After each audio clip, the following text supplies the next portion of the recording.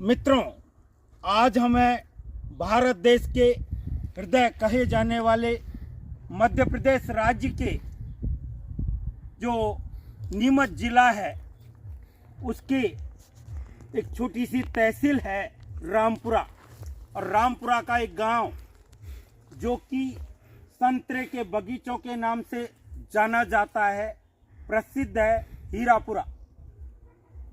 हमारे बीच यहाँ संतरे बागान के जो मालिक हैं उनके पुत्र श्री राकेश जी हैं। ये जवाहर नवोदय विद्यालय रामपुरा के पूर्व विद्यार्थी रहे हैं और अभी आईआईटी कर रहे हैं कर्नाटक से। क्या शानदार हमारा समय है कि आज हम इनसे कुछ जानकारी ले रहे हैं इन संतरों के बारे में। राकेश जी, आप थोड़ा बताएंगे कि संतरे का जो पौधा है वो आप कितने रुपए में लेकर आते हैं? अभी जो करंट रेट है वो 45 रुपीज़ है। और ये कितना बड़ा होता है? सर ये लगभग आप मान लीजिए ज़मीन से इतना बड़ा ही होता है, लगभग 2-1 फीट का होता है। हाँ सर। ये 2 फीट का जो आप रुपाई करते हैं उसकी, वो कौन से सीजन में करते हैं? सर जो करंट मेन सीज़न होती है वो होती है अगस्त सितंबर के आसपास। अगस्त सितंबर में आप इसकी रुपाई कर देते हैं और उसके बाद कितने वर्षों तक वह पेड़ के रूप में बन जाता है? सर ये लगता है मिनिमम 5 से 6 वर्ष लगते हैं इसको बड़े होने में। उसके बाद इसमें फल आना शुरू होते हैं 5-6 वर्ष बाद। इसकी हाइट लगभग कितने फीट तक पहुंच जाती है? सर इसकी जो इस नस्ल की है वो 13-14 फीट के आसपास पहुँच जाती है। ये कौन सी नस्ल है? इसका करंट पर नागपुर से लेके आते हैं। नागपुर से लेकर आते हैं, ज़्यादातर वहीं से लेकर आते हैं आप नागपुरी संतरे। तो कई नस्लें आती होंगी। तो हमारे यहाँ पर तो मेन 2-4 नस्ल ही सफल हो पाई है, या अन्य नस्ल भी? नहीं सर, नागपुर की मेन जो किस्म है वो नागपुर की मेन होती है। और आप ये बताएंगे कि एक वर्ष में यह 2 सीजन में फल देता है या एक सीजन का फल देता है? पौधा 2 सीजन देता है, लेकिन मेनली एक ही सीजन अच्छी आती है। दोनों सीजन अच्छी कभी किसी पौधे की नहीं आ सकती है। अच्छा, तो इसका मेन सीजन कब होता है जब अच्छे संतरे आते हैं? दोनों में अपने ऊपर डिपेंड करता है, आप विंटर लेते हो या समर लेते हो। नहीं, हमने विंटर लिया तो फिर समर अच्छा होगा? नहीं सर, तो एक ही सीजन आती है, क्योंकि विंटर के लिए आपके ऊपर डिपेंड करता है और समर के लिए वर्षा के ऊपर डिपेंड करता है, कैसी ग्रीन होती है। तो आप इनको एक सीजन तोड़ते ही नहीं है या तोड़ते भी हैं? नहीं सर, हर साल तोड़ते हैं, लेकिन जो रेनी सीजन में होता है तो उसके लिए पौधे को छोड़ना होता है, उसको स्ट्रेस देनी होती है, तो उसके लिए पानी नहीं देना होता है जी। उसके बाद उसके लिए फ्लोरिंग होती है। और विंटर के लिए क्या होता है, वो ऑटोमेटिकली फ्लोरिंग होती है। हम देख पा रहे हैं ये संतरे आ रहे हैं और शानदार। मैं राकेश जी एक संतरा हाथ में ले लेता हूँ, हम अभी तोड़ सकते हैं।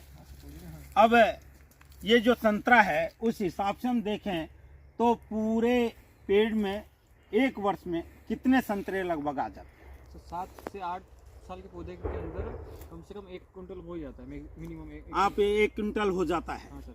यदि हम देखें तो कितना रुपया किलो ये संतरा मार्केट में आपका? सर जो अभी करंट रेट है वो 23-24 रुपये किलो बिक रही है मार्केट में। तो क्या ये तोड़ने वाले यहीं पर आ जाते हाँ हैं? सर, जो मेन महाराष्ट्र के और वेस्ट बंगाल के हैं वो यहीं आके तोड़ के ले जाते हैं। तो आपका संतरा वेस्ट बंगाल, महाराष्ट्र में भी जाता है? हाँ सर। और कहाँ जाता है? और दिल्ली, नॉर्थ इंडियन और साउथ इंडियन। नॉर्थ इंडिया और साउथ इंडिया में लग जाता है। तो नॉर्थ इंडिया में मुख्य रूप से जैसे महाराष्ट्र की तरफ तो ऑलरेडी हो रहा है, नागपुर की तरफ, तो आपका केरल, कर्नाटक, तमिलनाडु, आंध्रा, हाँ सब जगह जाता है। तो वो अपने को यदि वो कॉन्ट्रैक्ट सही लगता है तो अपन कॉन्ट्रैक्ट करते हैं। तो वो यदि 1-2 महीने पहले भी हो जाता है और 10 दिन पहले भी हो तो जाता है। वो यहाँ पर लाकर खुद ही तोड़ते हैं, हाँ सर, खुद ही प्रोसेस करते हैं और खुद ले जाते हैं। और खुद ही ले जाते हैं। हाँ सर। आपको पैसा नगद दे देते हैं? हाँ सर, ऑनलाइन पेमेंट आ जाते हैं? आ जाता है या नगद कैश दे देते हैं। कैश दे देते हैं। आपको यदि आप ये खुद ही बाहर की मंडी में बेचें तो उससे ज़्यादा फायदा हो सकता है कि यहाँ से? सर बाहर यदि आपका कोई कॉन्टैक्ट है तो बेच सकते हैं, नहीं तो सर बाहर ले जाने में बहुत प्रॉब्लम होती है। जैसे कि यहाँ से बांग्लादेश जाने में यदि खुद ही बेचेंगे तो वो बांग्लादेश जाने में बहुत प्रॉब्लम होगी, और या साउथ इंडियन ले जाने में बांग्लादेश तक भी जाता है हाँ आपका? सर, वेस्ट बंगाल भी जाता है, बांग्लादेश तक जाता है। हाँ सर। तो बांग्लादेश से कॉन्ट्रैक्टर यहाँ आ जाते हैं, ले जाते हैं। मेन वेस्ट बंगाल के आते हैं, वो वहाँ से फिर वहाँ बांग्लादेश बेचते हैं। बांग्लादेश। तो आपको ये व्यापार कैसा लगता है? अभी तक तो अच्छा ही लग रहा है।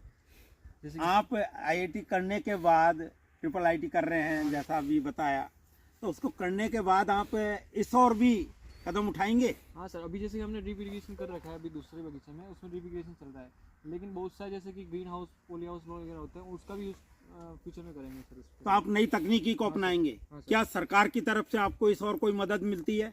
सर ड्रिप इरिगेशन के अंदर सब्सिडी मिलती है, लेकिन और किसी जैसे कि इंश्योरेंस नहीं मिलता है। क्रॉप इंश्योरेंस होता है तो वो ऑरेंज के लिए नहीं होता है, वो होना चाहिए। क्या हमेशा आपको 23 से 26 रुपए किलो का भाव मिल जाता है? नहीं सर, जैसे कि लास्ट ईयर जो हुआ था वो 10 से 15 रुपए के बीच में पूरा खो गया था, तो इस हर साल नहीं मिलता है। हर साल नहीं मिलता है? तो मैक्सिमम कितने रुपए तक आपका ये संतरा बिका होगा? सर एक साल 40 रुपए बिका था। 40 रुपए भी बिका है। आपका इसमें पर्याप्त रस है, पर्याप्त इसमें कलियां हैं, जैसा देखने से मित्रों पता लग रहा है कि क्या शानदार, मतलब ये प्रकृति का अमूल्य उपहार है। क्या शानदार कलियां हैं, सॉफ्टनेस है। इसके छिलके में बता रहे हैं कि जितनी सॉफ्टनेस होगी वह उतना ही लाभप्रद होगा। और साथ में ये भी देखने को आ रहा है कि इसके छिलके जो हैं अपने आप ही खाद में बदल जाते हैं। और इसका जो आप दूसरा पार्ट देख रहे हैं, इसमें फाइबर्स भी हैं जो अंदर भी हैं और इसके छिलके के साथ भी ऐड हैं। हम यहाँ देख पा रहे हैं कि ऊपर के फाइबर्स है, यदि इनको हटा दिया जाए तो उसके बाद हम देखें, अंदर से छील के देखें और खाएं तो बहुत ही क्या शानदार शानदार। देखिए मैं बहुत ही आनंद के साथ,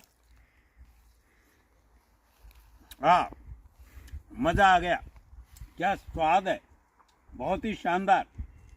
आप थोड़ा ये बताएंगे कि ये इसमें आप कोई किसी प्रकार के कृत्रिम खादों का भी काम लेते हैं? हाँ सर, हम इसमें साल में 4 से 5 स्प्रे करते हैं और वो करना ज़रूरी है। नहीं तो इसमें कीटनाशी जरूरी है।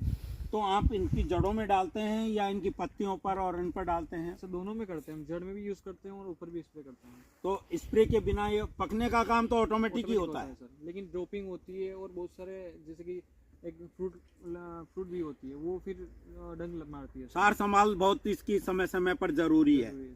बाकी जैसे आपका ये वेस्ट होकर के ऑटोमेटिक ही, जैसे हम देख रहे हैं कि इस पेड़ में ये गिर गया है, ये यहाँ पर गिर गया है, आप भी लीजिए। तो क्या इसका स्वाद वैसा का वैसा रहेगा? नहीं सर, वो खराब हो जाता है टेस्ट।